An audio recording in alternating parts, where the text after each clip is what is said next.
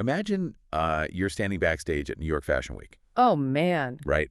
The tension in the room is just, it's suffocating. It's this airtight pressure cooker where, one stray hair or like one missed cue can literally cost you your entire career. Totally.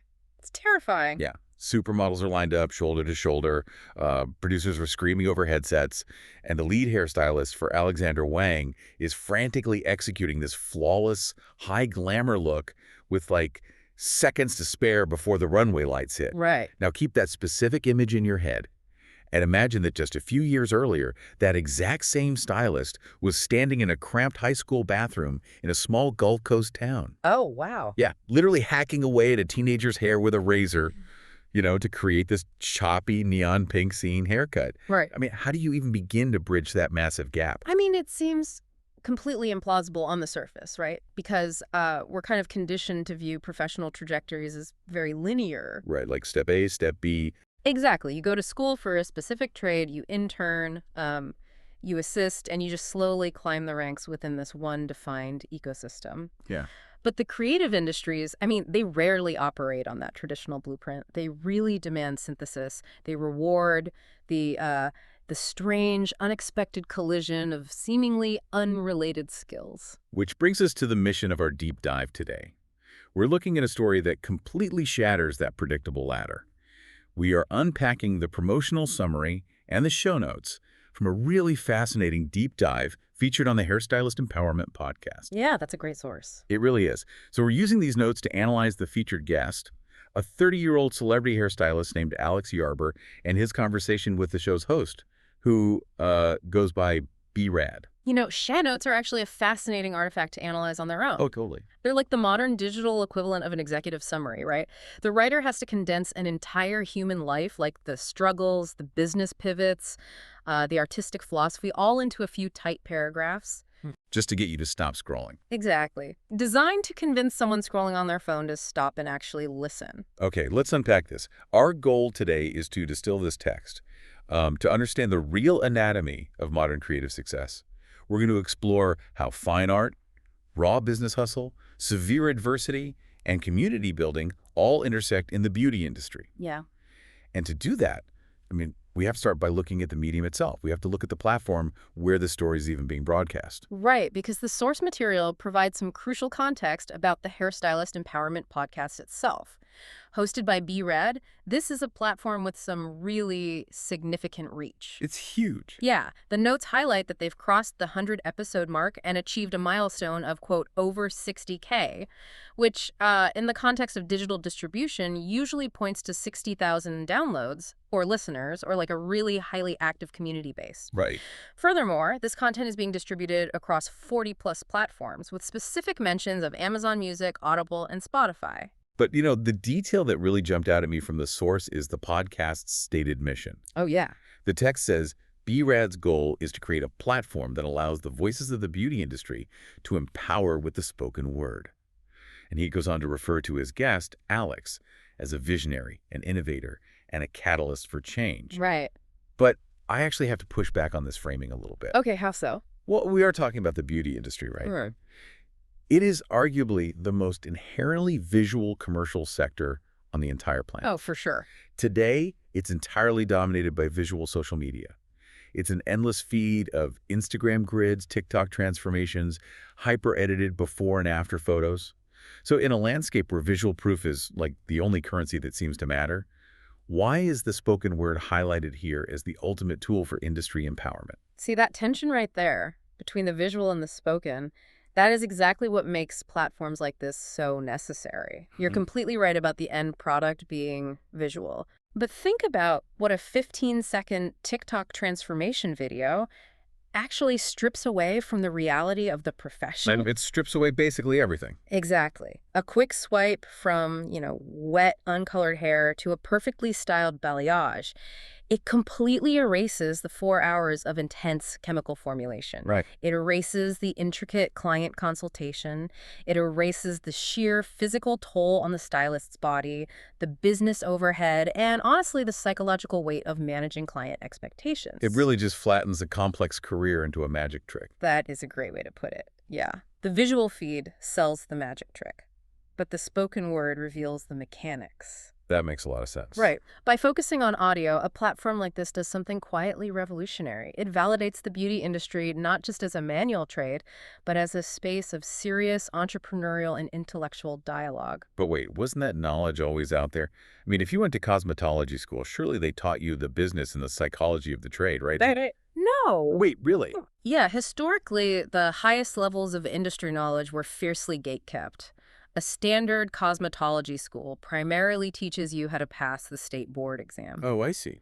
And that exam is mostly focused on sanitation and basic safety, not, how to build a six-figure creative empire. Just how to not burn someone's scalp off. Pretty much. If you wanted to understand the philosophy of a master stylist or learn advanced business strategies 15 years ago, you had to buy incredibly expensive tickets to exclusive industry trade shows. Wow. Or you had to be lucky enough to land an apprenticeship at some elite salon in New York or LA. The real wisdom of the work was hidden behind closed doors.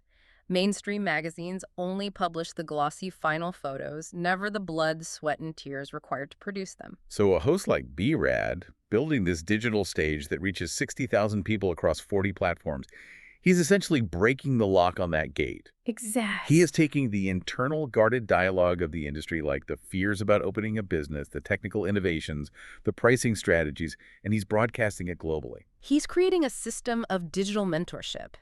The spoken word allows hairstylists to step out from behind the chair and actually be recognized as thought leaders. Right. So when the host calls Alex a catalyst for change, he's recognizing that true influence in this space now requires more than just technical skill. It requires the ability to articulate a vision. Which means we really need to look at how Alex developed that vision. Because the show notes paint this vivid picture of his origins, and it's a masterclass in the tension between high art and everyday reality. Oh, absolutely. The text describes a young Alex growing up in the Gulf Shores area. Long before he was a 30-year-old six-figure artist, he was just a little boy drawn to fashion. The notes specifically mention him wearing his mother's heels around the house and, trying to steal her Vogue magazines out of her beauty room. Right. But his actual hands-on entry into the world of hair was completely the opposite of that high glamour world. He started by cutting scene haircuts in high school. What's fascinating here is the contrast between those two influences. It's staggering, but it explains so much about his later success. Oh, so? Well, consider what Vogue represents to a kid in a small town. Right. It's an artifact from another universe. It represents the absolute pinnacle of curated, elite, highly structured art. It's untouched perfection. Every lighting setup, every stray hair is meticulously controlled. Right. But scene hair, for those who missed that particular era of the mid to late 2000s, scene hair was the absolute antithesis of curated perfection. Oh, It totally. was deeply rooted in youth subculture, underground music scenes, and just pure teenage rebellion. Technically speaking, it involved highly textured, aggressively choppy layers, extreme side parts that covered half the face, and usually panels of bleach blonde or neon color. Yeah. It wasn't about looking perfect. It was about looking distinctly anti-establishment. It was raw, it was emotional, and very grassroots. And technically, creating that look requires a very specific approach. Right. You aren't doing precision geometric cuts with expensive shears. You're often using a razor to aggressively remove weight and create shattered, disconnected layers. Ah. So you have this young artist absorbing the elite classical structure of Vogue while simultaneously practicing his craft by hacking away at hair in messy, rebellious reality. Oh, I see where this is going. It's like looking at a traditional painter's rough sketches. Exactly. Like when you look at a final masterpiece in a gallery, it's flawless.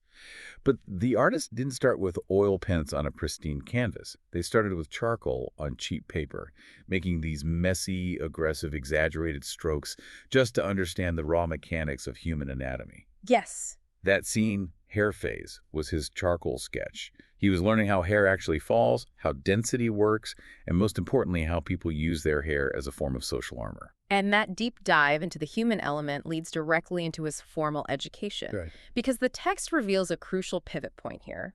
Alex didn't immediately go to hair school. He actually developed a deep talent in photography. The notes specify that he became obsessed with portraiture, which eventually led him to pursue a degree in the fine arts. Okay, I have to pause you here, because on paper, a fine arts degree in photography and a cosmetology license seem completely divorced from one another. I know, it sounds like it. I mean, how does an obsession with a camera translate to cutting hair? Well, they only seem divorced if you focus on the tools rather than the objective. Think about it. What is the fundamental goal of a portrait photographer? To take a good picture. Right, but it's not merely operating the mechanical functions of a camera, it is the intense study of a human face.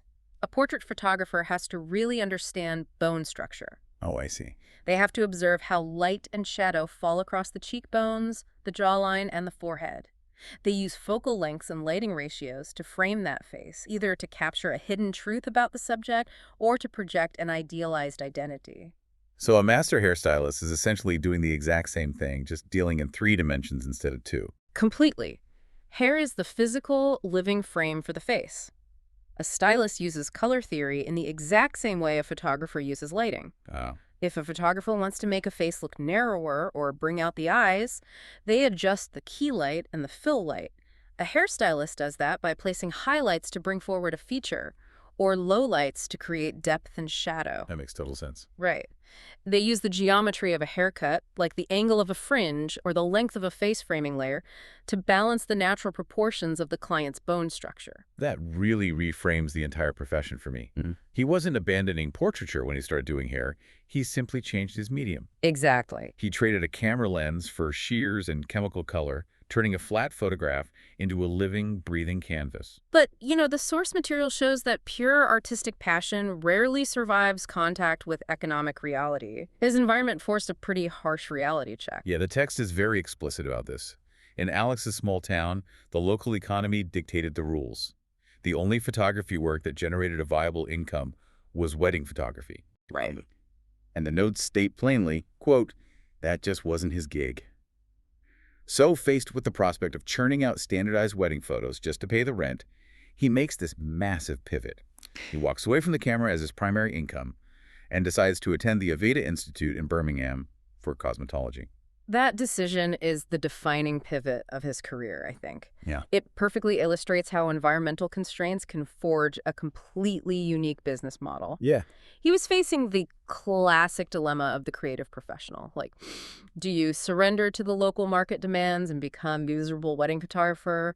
Or do you stubbornly cling to your fine arts degree and accept the life of a starving artist? And he rejected both options. Right. But I want to dig into the mechanics of that pivot. Why Aveda? The text specifically names the Aveda Institute. Is that significant, or is it just like a random beauty school? Oh, no. The mention of Aveda is highly significant to understanding his technical foundation. Aveda institutes are not standard strip mall beauty schools. They are known within the industry for a very specific, holistic, and deeply technical approach.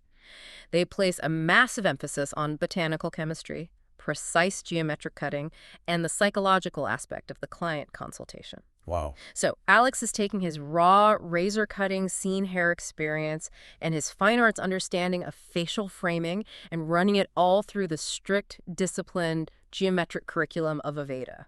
He is building an incredible foundation. Mm-hmm. But here's where it gets really interesting. He didn't actually leave the camera behind. Not at all. The show notes reveal how he synthesized these two worlds. It says he saw an opportunity with social media. He started dedicating photo time for every single client. Yeah. He used all his practice from his fine arts degree to make beautiful images of his hair work, building an online portfolio that attracted brands and clients. And this strategy turned him into a 6-figure artist in just 6 years. That phrase right there, dedicated photo time for every client, is the most crucial piece of business intelligence in this entire summary. Yes. We have to examine the sheer physical and mental discipline required to execute that strategy. Think about the reality of a busy stylist's day. It is grueling manual labor. Oh, absolutely. You're on your feet for 8 to 10 hours, your arms are elevated, your shoulders are tense from cutting, you're constantly inhaling chemical fumes from color processing. And on top of the physical strain, you're basically acting as an unlicensed therapist, managing the heavy emotional energy of back-to-back clients. Yeah, when you finish a service, you have to be exhausted. You just want to sweep the hair off the floor, take a sip of water, and brace yourself for the next person. Exactly. But Alex actively chose to introduce massive friction into his workflow. With a background in fine arts, dedicated photo time doesn't just mean he snapped a blurry picture on his phone while the client was walking out the door. It means he was likely setting up ring lights or softboxes. It means he was directing the client on how to pose, adjusting the tilt of their chin, finding the exact angle to capture the dimension of the hair color. He was conducting a mini editorial photo shoot after every single grueling service. That is the multiplier effect of friction. Yes. He took the hardest part of the job and made it harder on purpose.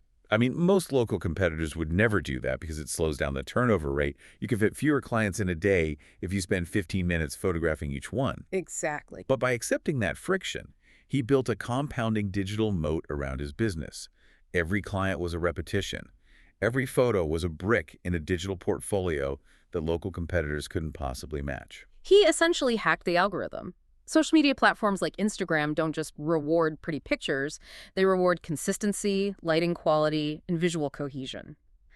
By applying a fine arts degree to daily salon work, he wasn't just showing off a haircut, he was producing high-end editorial content at an industrial scale. So he never abandoned his photography degree at all. Nope.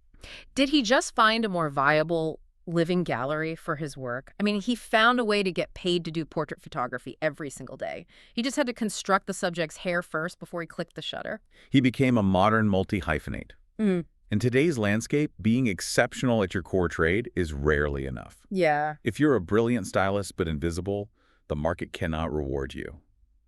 Alex synthesized the roles of master stylist, fine art photographer, and digital marketing strategist. No. By refusing to settle for the local wedding photography market, he leveraged those exact same camera skills to build a massive digital footprint that bypassed local limitations entirely. And building that massive digital footprint gave him the one thing every creative professional desperately wants, which is leverage. Exactly. He had the capital, the clientele, and the brand recognition to make a massive, risky move offline. Right, because according to the notes, 3 years ago, he transitioned from being an independent stylist operating within someone else's space to becoming a brick-and-mortar business owner. He opened his own salon. But the motivation behind this salon is what makes this story take a really profound turn. He didn't just open a business to make more money. No. The text states his explicit hope was to bring a safe place to his town for people of all walks of life. The notes quote him directly, describing his location as a small-minded conservative town. Right. But almost the second he opens the doors to this sanctuary, he's hit by the global pandemic. He admits he was terrified his business would fail, but he fought to see it through. The economics and the sociology of this specific move are just fascinating. Let's look at the concept of the salon as a sociological sanctuary. Okay. We tend to view retail spaces as purely transactional. You exchange money for a good or a service. But historically, salons and barbershops have served a much deeper function. In communities where the mainstream culture demands a high degree of conformity, these spaces become crucial underground networks. So how does the dynamic of a salon differ from, say, a local coffee shop or a bookstore? Why is the salon the safe space? It's because of the inherent intimacy and vulnerability of the service. You are allowing a stranger into your physical space. Yeah, literally touching you. Exactly. You're allowing them to touch you, to literally alter your physical identity. That requires immense trust. Right. And if you live in a town that the guest describes as small-minded, expressing your true identity through your appearance, whether that's an unconventional hair color, a gender-affirming haircut, or just a style that breaks local norms, it can invite a lot of scrutiny or judgment. Absolutely. When a stylist creates a space explicitly designed for all walks of life, they are providing a physical and psychological refuge. It operates like a cultural embassy. Oh, I like that. Yeah, like in geopolitics, an embassy is a small plot of land that operates under the rules of its own country, regardless of the laws of the nation surrounding it. Yes. Alex basically built a cultural embassy in his hometown. When you walk off the street and cross the threshold of his salon, the conservative rules of conformity are suspended. You're in a designated zone where radical acceptance and high-fashion self-expression are the governing laws. Cultural embassy perfectly captures the mechanism at work here. But consider the immense psychological weight of taking on that responsibility as a first-time business owner. Oh, man.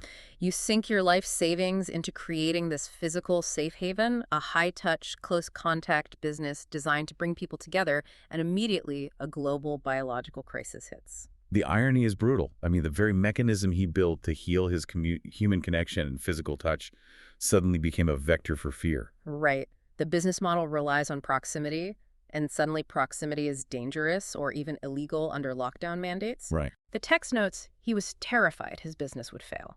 From a small business economic standpoint, surviving that period required burning through cash reserves, navigating totally confusing government relief programs, and trying to maintain a lease with zero revenue coming in. But he fought through it. So how does surviving a crucible like that change the relationship between a business and its clients? It fundamentally alters the social contract. When a community watches a business owner fight tooth and nail to keep a sanctuary open during an existential threat, the space stops being just a business. Yeah. It becomes a testament to collective resilience. The clients realize that this space, this embassy, is permanent. The loyalty generated by surviving that shared trauma is practically unbreakable. And that resilience clearly acted as a slingshot, propelling him from local survival to international recognition. The resume detailed in the final section of the show notes is an absolute explosion of accolades. It is the ultimate validation of the compounding friction we discussed earlier. Yeah, let's look at the list. He is nominated for a BTC One Shot Award. Which is huge. Yeah, for context, Behind the Chair's One Shot Awards are essentially the crowdsourced Oscars of the hair industry. Hundreds of thousands of images are submitted globally, and the winners are chosen based on the sheer quality of the photographic evidence. Right. His daily discipline of photographing every client directly led to this nomination. Furthermore, he becomes a product tester and an educator for an international brand, and he's hired as an influencer for a new company. He is monetizing every aspect of his multi-hyphenate skill set. He's being paid for his technical hair knowledge, his digital marketing reach, and his visual aesthetic. But the absolute peak of this trajectory is his editorial work. The notes specify that he worked countless photo shoots and earned a spot working backstage at New York Fashion Week. The text specifically lists the elite designers he collaborated with: the Blondes, Legence, Alexander Wang, and Joshua Kane. If we connect this to the bigger picture, the symmetry is incredible. We started by analyzing a little boy in a small Gulf Coast town, walking around in his mother's heels, stealing her copies of Vogue magazine. He was looking at images produced by an untouchable elite world. And now he is the one creating those images. Exactly. He's the lead creative force shaping the hair for Alexander Wang models. The looks he designs backstage are the ones being photographed, printed in those exact magazines, and shipped out to the next generation of kids sitting small towns dreaming of fashion. He successfully navigated the most airtight pressure cooker in the industry. New York Fashion Week is an environment of unparalleled scrutiny. Oh, absolutely. It is heavily gatekept. The fact that a stylist from a small-town salon was brought in to execute looks for global luxury brands is a testament to how his digital portfolio bypassed traditional geographic barriers. Right. Because before Instagram, it would have been nearly impossible for a salon owner in a conservative town to get the attention of Alexander Wang's creative directors. But his daily discipline of high-end photography acted as an undeniable digital resume. But this is where the narrative takes one final, unexpected turn. Because the classic trope is that once the small-town artist makes it to New York Fashion Week, they never go back. Right. They move to Manhattan, they charge $1,000 a haircut, and they cater exclusively to the elite. Exactly. But the source material explicitly states a very different ultimate mission here. Despite the NYFW accolades, the text says, quote, Alex wants to use his talent to make people look like superstars so everyone can feel like a celebrity. Yeah. Why would someone who has conquered the highest tier of global fashion care about bringing that energy back to everyday people in a small town? Because he understands that the true power of his medium isn't exclusivity, it is transformation. When he goes to New York Fashion Week, he is operating at the absolute bleeding edge of creative energy. He is learning new techniques under extreme pressure. But he doesn't hoard that knowledge, he imports it. He brings it back across the border into his cultural embassy. Precisely. He applies the exact same geometric cutting techniques, the exact same aesthetic eye for lighting and bone structure, and the exact same level of elite execution that he uses on a runway model. And he gifts it to the everyday person sitting in his chair back home. That's amazing. He knows firsthand what it feels like to be an outsider. You know, the kid cutting messy scene hair, rejecting the local wedding market, fighting to keep a safe space alive during a pandemic. By distributing that celebrity feeling, he is actively democratizing glamour. He is giving his local community the Vogue treatment in real life. It completely reframes what a service-based business can be. You aren't just selling 45 minutes of labor, you are selling a tangible transformation of self-worth. That's beautifully put. Okay, let's step back and look at the entire landscape we've mapped out today. We set out to understand the anatomy of modern creative success by just unpacking a few paragraphs of podcast show notes, and the underlying mechanics we found are really incredible. It is a perfect case study in synthesis and leverage. We started with a teenager doing raw, rebellious razor cuts in high school bathrooms. We watched him take a deep, passionate obsession with fine arts and photographic portraiture, and when the local wedding photography market threatened to stifle that passion, he didn't quit. He All pivoted. right. He fused his understanding of facial framing with the strict botanical and geometric discipline of the Aveda Institute.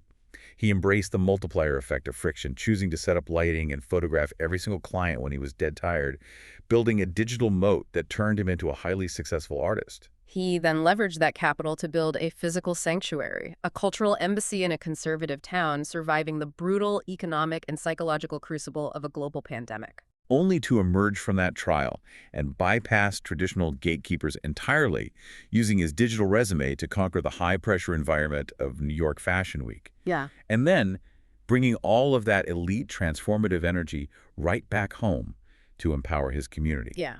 So what does this all mean for you, the listener? How does the anatomy of Alex Yarber's success apply to your life?